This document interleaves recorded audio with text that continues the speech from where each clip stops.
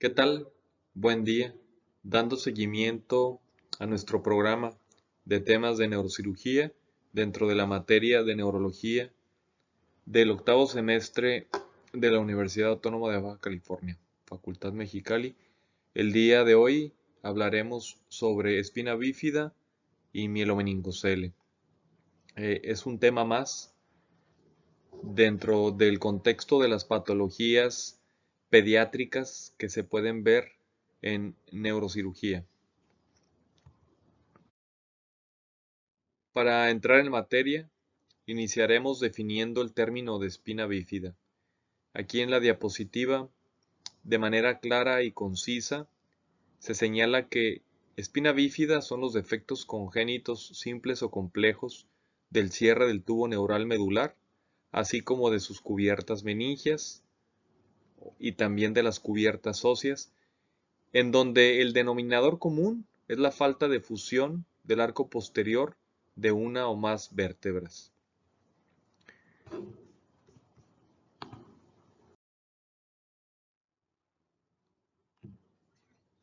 Desde el punto de vista embriológico, todos los defectos condensados en el tema de espina bífida tendrán como factor común el cierre de alguna parte del tubo neural. Dicho cierre inicia en el día 21 de la gestación y, como podemos observar en esta esquema artística, hacia la región rostral y caudal, el cierre se dirige de manera paulatina para culminar con el cierre completo del tubo neural hacia el día 25 de la gestación, siendo la región del neuroporo caudal, o sea, la parte más posterior, la última en cerrar. Tenemos la consideración que el neuroporo craneal o rostral cierra en el día 24. Bajo esta premisa, algún defecto en el cierre del tubo neural, esto es un cierre incompleto en una zona topográficamente muy definida, dará cabida a nuestra patología en revisión, que es la de espina bífida.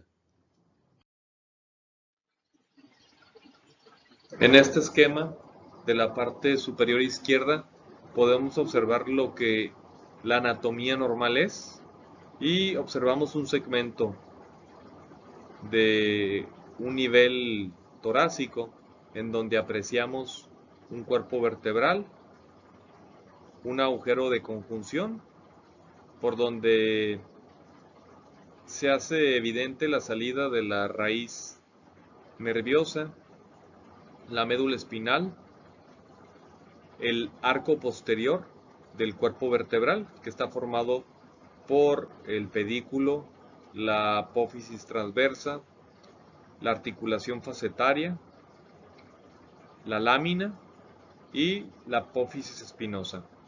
Estas estructuras, que se encuentran dorsales a la médula espinal, van a conformar lo que nosotros llamamos arco posterior. En el contexto de la patología de espina bífida, y aquí en esta imagen esquemática observamos lo que es la patología misma, el defecto en el cierre de las estructuras del arco posterior de la columna vertebral. Y en este ejemplo muy particular podemos observar cómo existe la ausencia del arco posterior de forma total en un segmento vertebral. No existe su lámina, su apófisis espinosa, y de forma parcial en el segmento infrayacente. Esto es un ejemplo de espina bífida.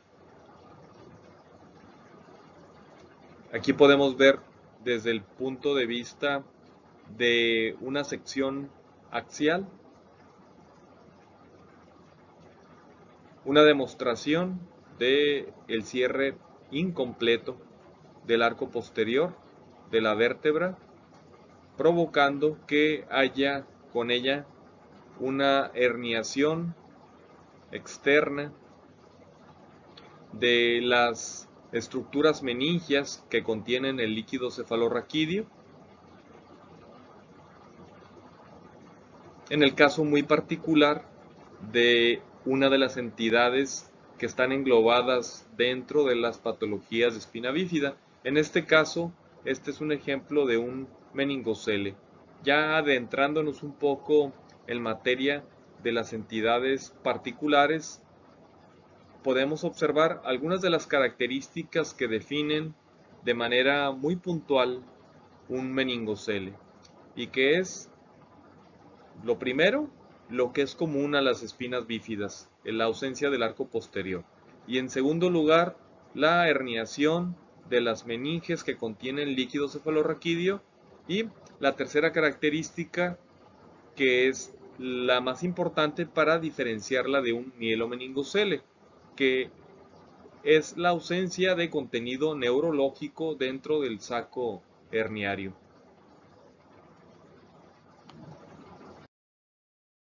En cuanto a la etiología de esta entidad patológica, deberíamos mencionar que la multifactorialidad con participación primordial de situaciones ambientales son generalmente la regla. Sin embargo, se han detectado algunas anomalías genéticas, primordialmente en genes ubicados en el brazo corto del cromosoma 1, que pueden explicar un pequeño número de los casos de espina bífida. Y esta situación de carácter genético en la etiología puede quedar muy bien ejemplificada cuando observamos la prevalencia general de la enfermedad, que es, que es de 1 a 2 casos por cada 1000 nacidos vivos, y que esta misma prevalencia aumenta de un 2 al 3% en las madres que ya tuvieron un hijo afectado, y aumenta a un 6 a 8% cuando esta madre ya tuvo 2 productos afectados con la patología de espina bífida. Después, pasando a las condiciones de carácter ambiental, tenemos que las radiaciones iónicas, esto es radiaciones de carácter diagnóstico terapéutico, rayos X primordialmente, pueden llegar a afectar el cierre o la calidad del cierre del tubo neural. Evidentemente, para que estas radiaciones puedan ejercer un efecto deleterio en el cierre del tubo neural, deberá de asumirse que esta exposición a la radiación tiene un periodo crítico, que es previo al cierre o en los días del cierre del tubo neural y en los días posteriores durante la neurulación secundaria. También existe registro bien documentado de cómo pueden participar ciertas infecciones adquiridas in útero para el desarrollo de la entidad, y se han encontrado casos relacionados con toxoplasmosis, rubiola o citomegalovirus en la génesis de la espina bífida. También tenemos factores maternos, primordialmente cuando la madre está expuesta a algunos medicamentos, y con mucho la utilización de algunos antiepilépticos, teniendo como prototipo el ácido valproico. Se han señalado y existe una amplia evidencia en relación al efecto de este medicamento en favorecer la aparición de espina bífida. Evidentemente, esta información nos lleva a aplicaciones prácticas en relación a la utilización o no utilización de ciertos medicamentos, en particular de este antiepiléptico, en mujeres que estén en edad fértil, más aún en mujeres que están considerando la posibilidad de embarazarse o las que tienen algún tipo de actividad sexual encaminado hacia poder engendrar un bebé. Existen varias clasificaciones para espina bífida. Vamos a mencionar algunos tópicos clasificatorios importantes. Tenemos a la espina bífida oculta como el primero de los apartados que es importante estudiar. La espina bífida oculta, como está referido en la diapositiva, es la ausencia congénita de una apófisis espinosa o de una lámina, tal como ocurre en el resto de las espinas bífidas. Su prevalencia es del 5 al 10%, y lo que lo hace diferente al resto de las entidades que están catalogadas dentro de esta patología es que no existe, número uno, una herniación de las estructuras meningias, tampoco existe participación de las estructuras neurales, por eso se hace referencia a que es una espina bífida oculta.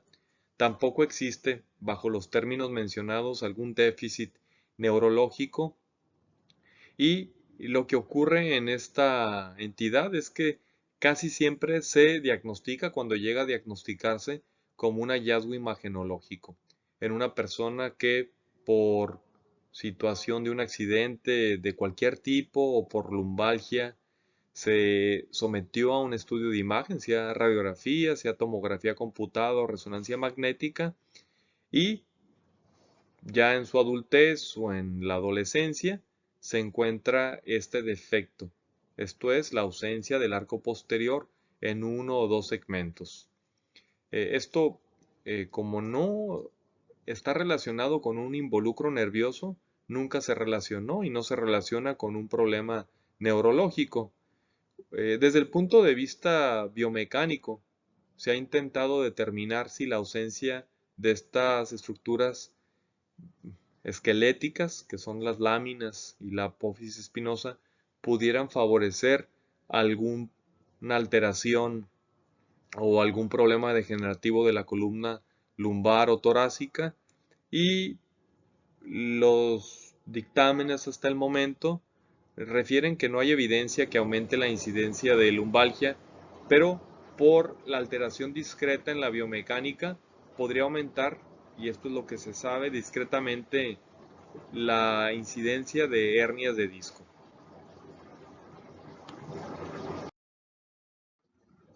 Hablaremos ahora sobre características clínicas encontradas en algunas de las variedades de espina bífida.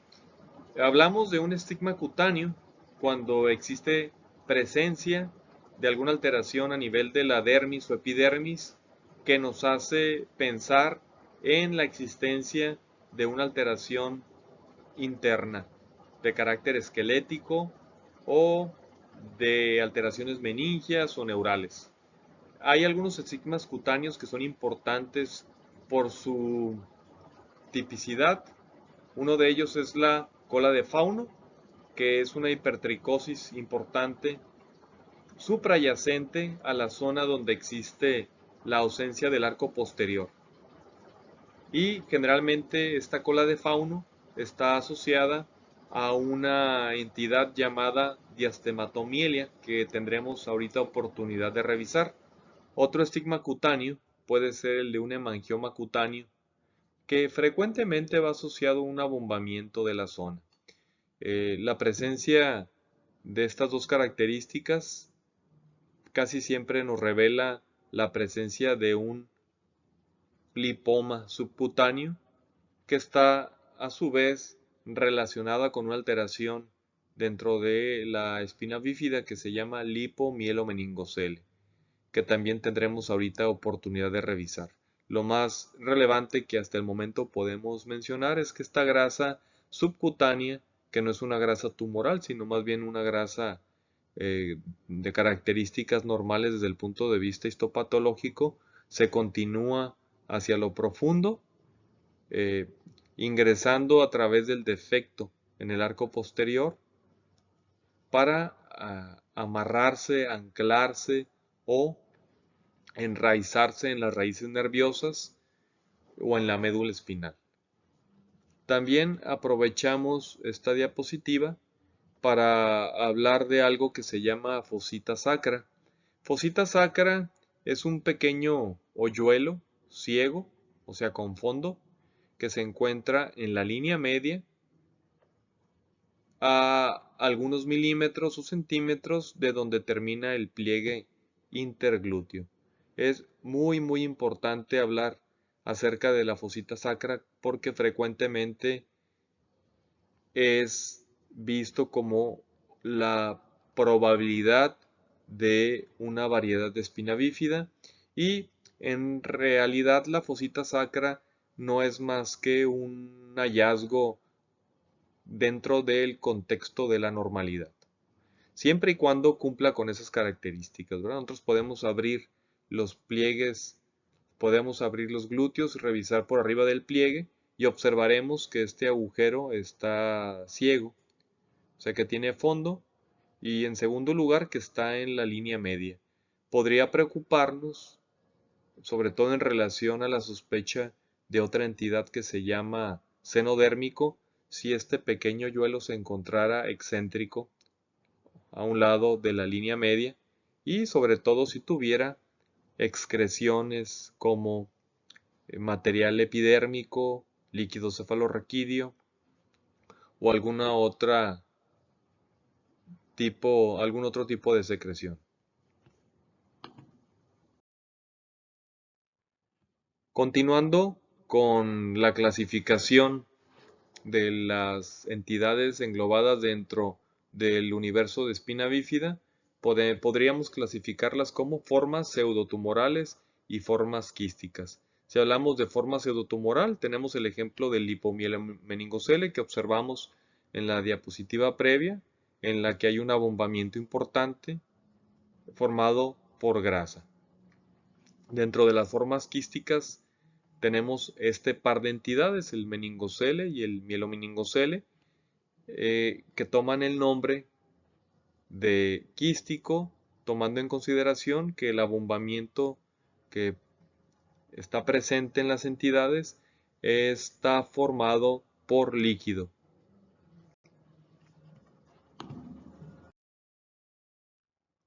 También podríamos clasificar las variedades de espina bífida en relación a la existencia de solución de continuidad de su cobertura ectodérmica. Esto es, podríamos clasificar a la espina bífida como abierta si no hay integridad de las cubiertas cutáneas.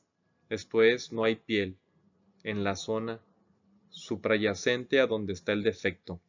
Esto ocurre en el mielomeningocele y observaremos algunas fotografías en un momento, pero también ocurre en el seno dérmico, en el que existe un hoyuelo que se continúa en forma de conducto hacia el interior del conducto raquimedular. Y tenemos a la espina bífida cerrada, en el que hay integridad de las cubiertas cutáneas, y aquí tenemos al resto de las variedades. Por ejemplo, al meningocele, observaremos ahorita alguna fotografía. Tenemos al lipomielonmeningocele, a la diastematomielia. Lo importante aquí es que la piel esté íntegra.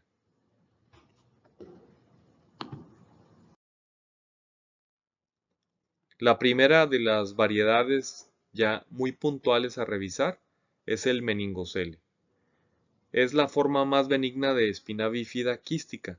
Entonces ya tenemos la información recurrente de que es quística porque tiene líquido cefalorraquídeo. Es benigna porque, como recordaremos, no tiene tejido neural en su interior, sino simplemente meninges herniadas a través del defecto esquelético y el abombamiento está ocupado por líquido cefalorraquídeo.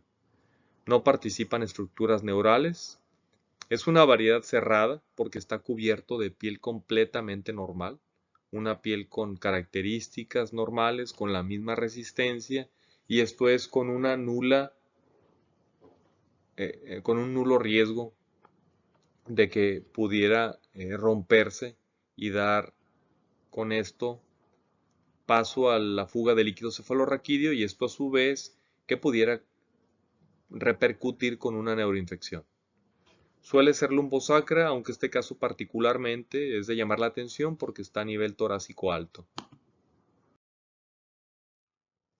Continuando con el meningocele, en virtud de que no hay participación de estructuras neurológicas, la exploración neurológica será normal, la función esfinteriana también, no se acompaña de hidrocefalia y si somos puntuales eh, en este punto en particular, valga la redundancia, es porque en el mielomeningocele la hidrocefalia es una condición prevalente que ocurre hasta en el 85% de los casos. Siendo una malformación cerrada, esto es con piel íntegra, el tratamiento quirúrgico puede demorarse según convenga y se convierte en una cirugía de características totalmente no urgente o una cirugía electiva. Esto también para hacer hincapié de la gran diferencia que tenemos en relación al mielomeningocele, en el que la cirugía siempre es una urgencia.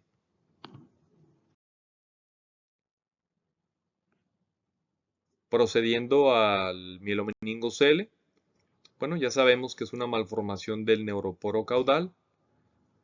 Lamentablemente es la malformación raquimedular más frecuente y la más grave compatible con la vida. Va a representar tanto como el 75% de los casos de defecto del cierre del tubo neural y, al igual que en el meningocele, la ubicación más frecuente es la lumbar y la lumbosacra.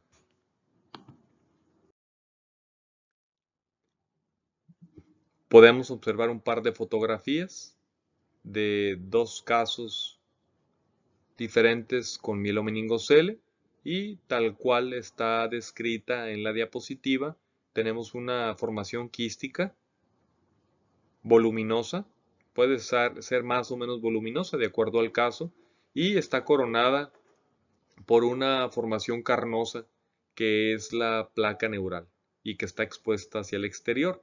El resto de la cubierta estará formado por una piel completamente normal, una piel displásica, una piel muy delgada que incluso puede estar mezclada con aracnoides.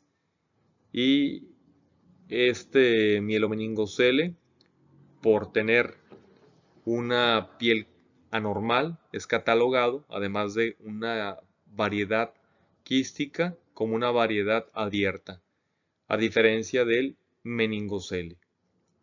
Entonces, las diferencias más importantes que tiene el mielomeningocele en relación al meningocele es que esta es abierta por la ausencia de una piel normal y número dos, es una malformación en la que existe dentro del contenido de este quiste material neural. Es por ello que al existir un involucro neural o de estructuras neurales, existirá prácticamente en todos los casos un problema neurológico evidente desde el nacimiento.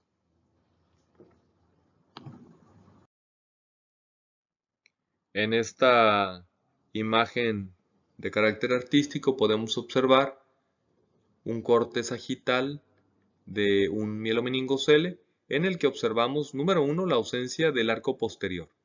No existe la apófisis espinosa en este nivel.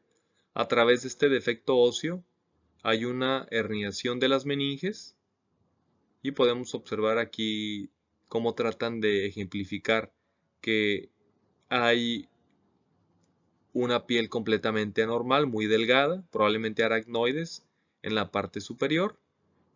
Número 2, cómo hay tejido neural dentro del saco quístico. Esto lo que va a provocar es una alteración neurológica desde el nacimiento.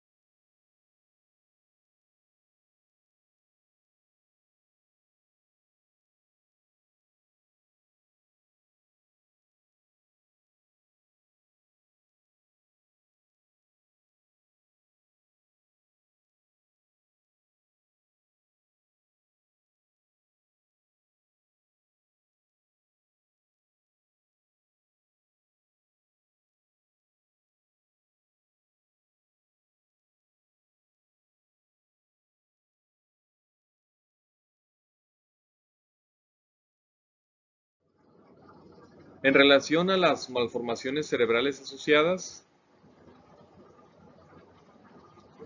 tenemos la malformación de Chiari-2.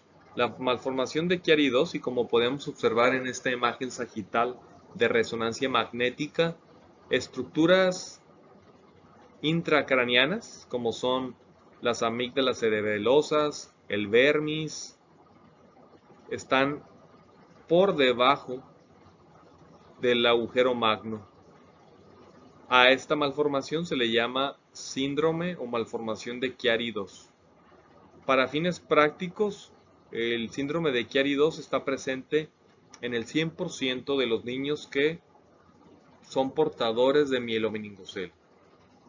Y es muy importante señalar que aunque la prevalencia es del 100%, que esta entidad se vuelva clínica, o sea que dé manifestaciones, es sumamente raro. Probablemente sea menos del 1%. Luego entonces esto no dejará de ser una situación conocida, pero que pocas veces dará manifestaciones clínicas y que pocas veces será motivo de un tratamiento quirúrgico, como suele serlo en la mayor parte de los pacientes con un Chiari tipo 1, que en otra clase podremos revisar. Y la siguiente malformación cerebral asociada al mielomeningocele es la de la hidrocefalia. La hidrocefalia estará presente en 85% de los niños con mielomeningocele. Es importante señalar que en cuanto al origen de la hidrocefalia, se conoce que es un origen mixto. O sea que esta hidrocefalia tiene características tanto de carácter obstructivo, por alteraciones a nivel aracnoideo en la salida del líquido cefalorraquídeo del sistema ventricular en los agujeros de Dushkin-Mayendi, pero también se han detectado algunas alteraciones en el flujo de líquido cefalorraquídeo a nivel del espacio subaracnoideo e incluso en su absorción a nivel de las vellosidades aracnoideas.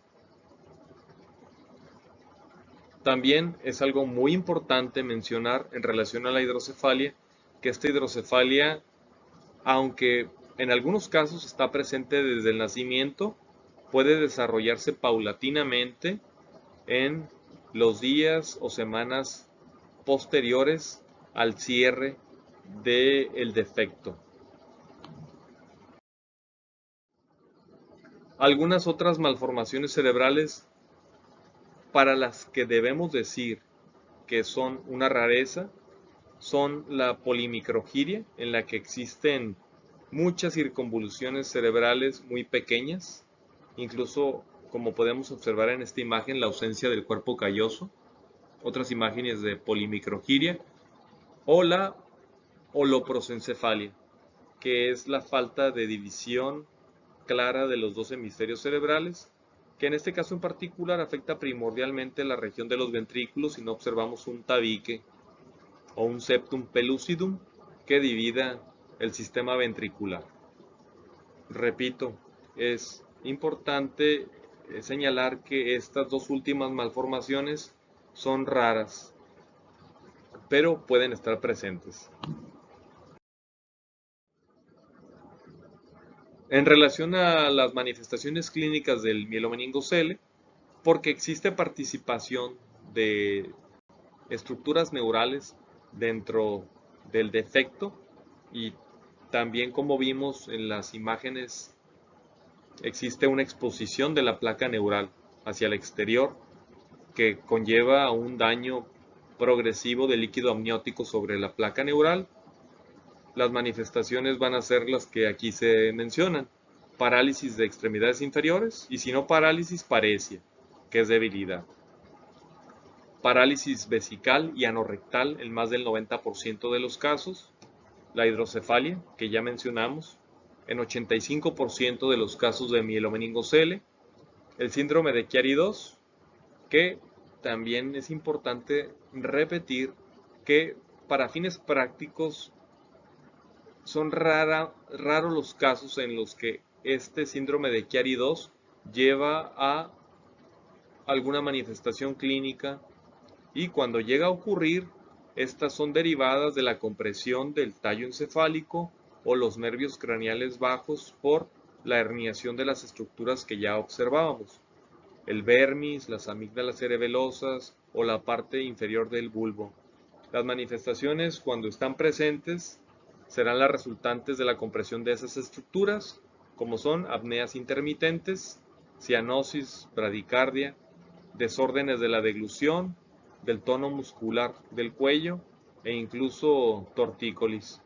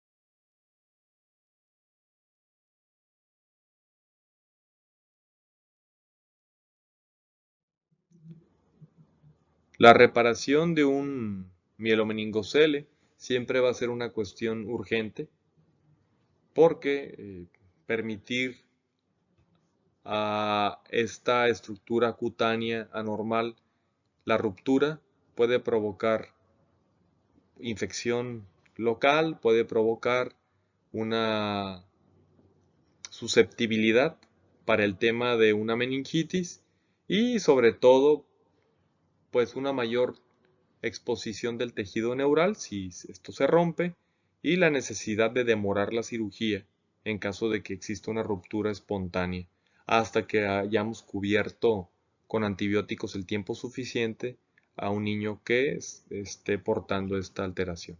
Entonces, ¿cuáles son los objetos de la reparación quirúrgica de un mielomeningocele?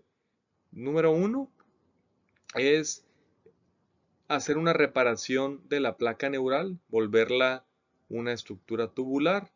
Número 2, eliminar la piel displásica o piel anormal. Número 3, poder disecar la duramadre que esté adyacente al tubo neural expuesto para poder crear una cobertura para este tubo neural. Y número 4, cerrar el resto de las estructuras que se encuentran comprometidas. Esto es músculo, aponeurosis y piel. ¿Sí? En esta imagen podemos observar cómo se disecó la duramadre que estaba unida al plano miofacial y se liberó para poder dar cobertura a la placa neural, que también, como podemos ver con estos puntos de sutura, fue tubulizada. Se formó un nuevo tubo neural y posteriormente el cierre de la piel.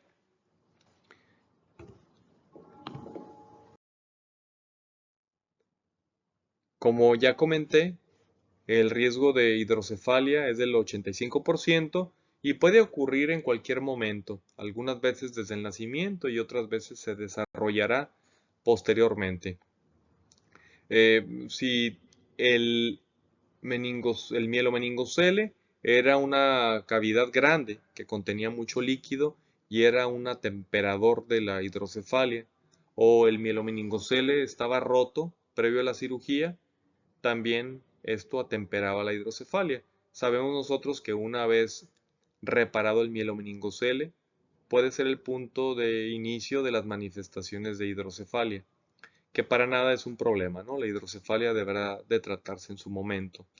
Debe valorarse el mejor momento para la cirugía de la hidrocefalia. Algunas veces tenemos que dar oportunidad para ver si se va a desarrollar la hidrocefalia, porque como comento, cada caso debe de valorarse de manera individual. Y si bien muchos casos de hidrocefalia aparecen de manera inmediata tras el nacimiento, otros casos suelen tardar semanas o incluso pocos meses para hacer evidente que el desarrollo de la hidrocefalia va a ocurrir. Las complicaciones de la hidrocefalia son frecuentes dentro de las complicaciones del manejo de un niño con mielomeningocele. Las disfunciones valvulares, las infecciones de un sistema de derivación suelen ser algo frecuentes.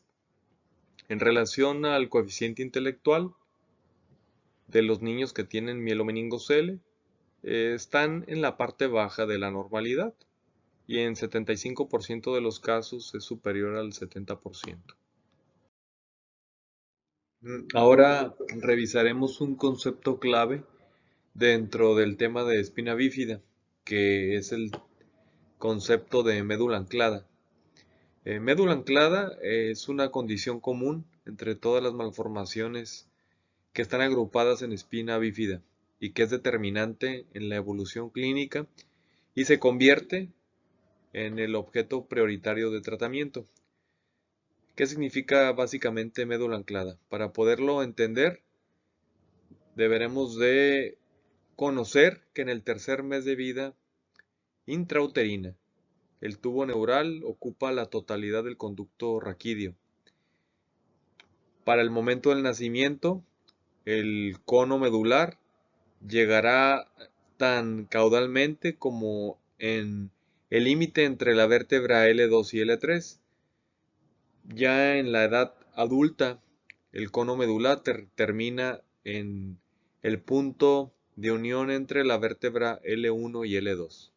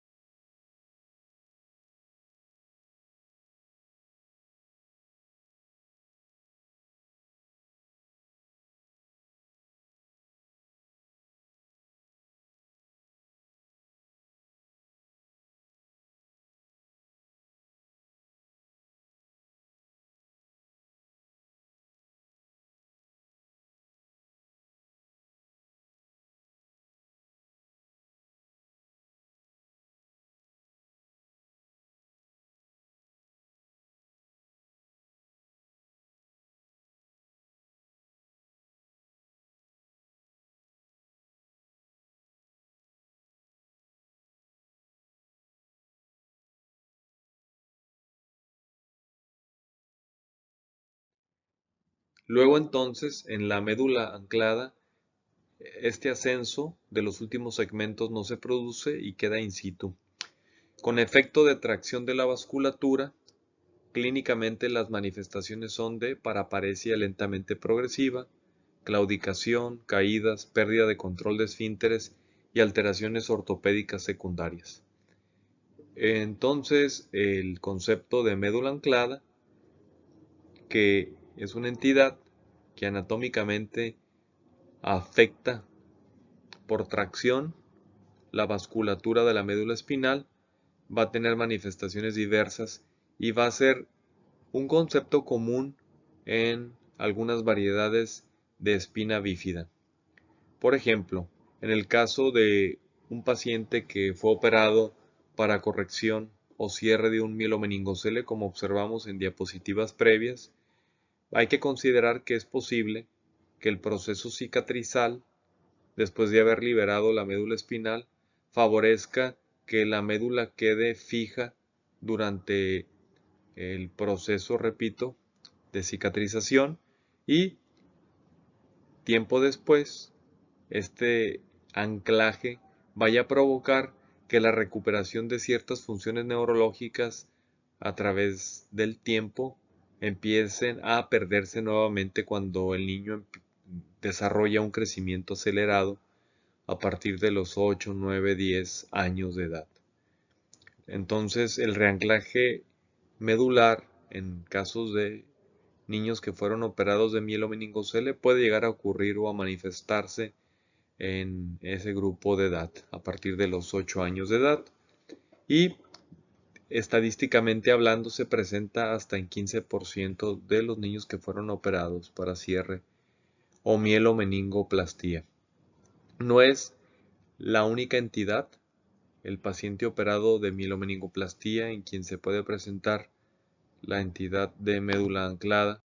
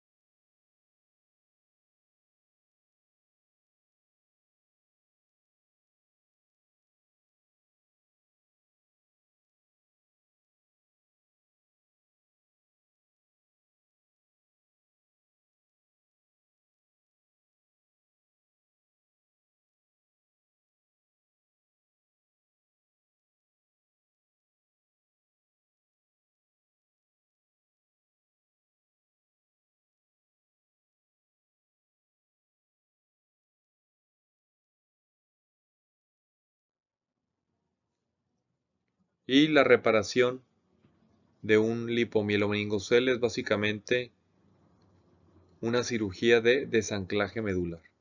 Lo que hacemos es descubrir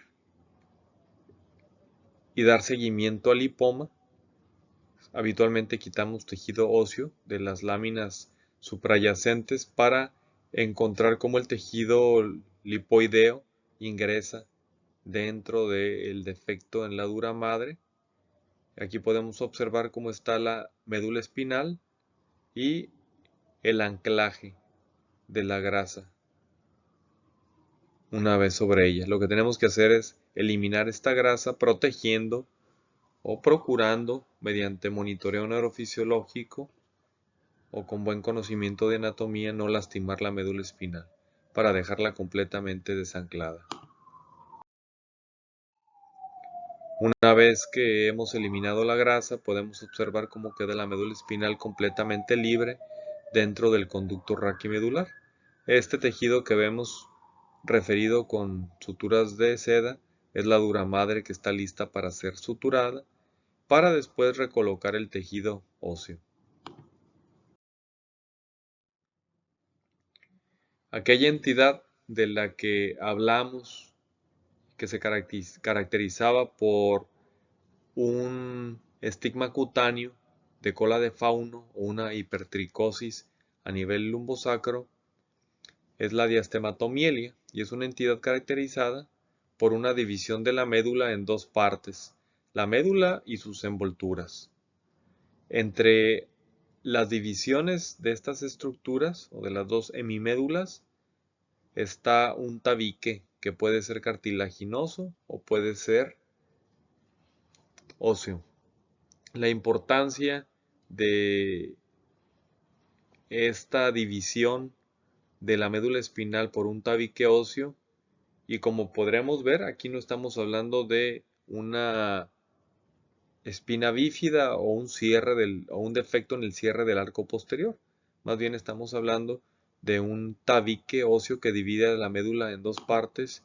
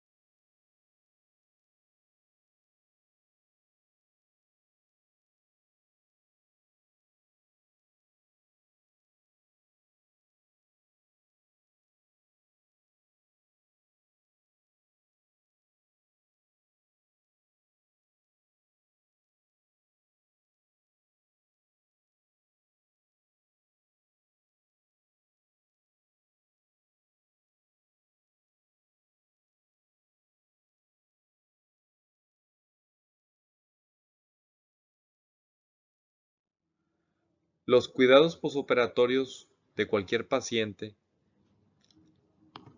que se opere de una corrección de espina bífida tendrán como principal objetivo evitar la maceración de la herida a través de evitar que la herida se mantenga húmeda. Hay que recordar la cercanía que tiene la herida con los esfínteres y se deben hacer todas las medidas necesarias para evitar la humidificación de la herida.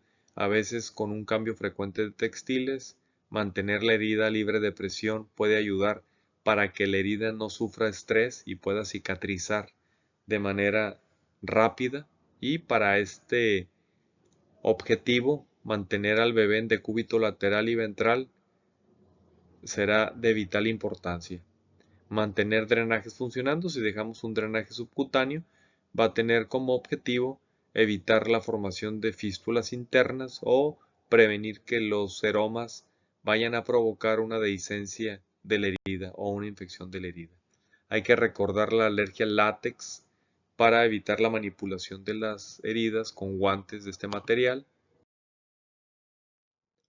Y previo a una cirugía de una reparación de un mielomeningocele, hay que mantener el defecto cubierto con gasas húmedas con solución fisiológica con antibiótico para evitar la desecación de la piel displásica o de la aracnoides, y con esto disminuir el riesgo de ruptura antes del momento de la reparación. La cirugía es urgente cuando el mielomeningocele está íntegro, pero una vez que el mielomeningocele se rompe, si es que esto ocurre, deberíamos de esperar 3 días con antibiótico-terapia antes de proceder a la corrección quirúrgica. Y este es el final de la plática. Muchas gracias por su atención.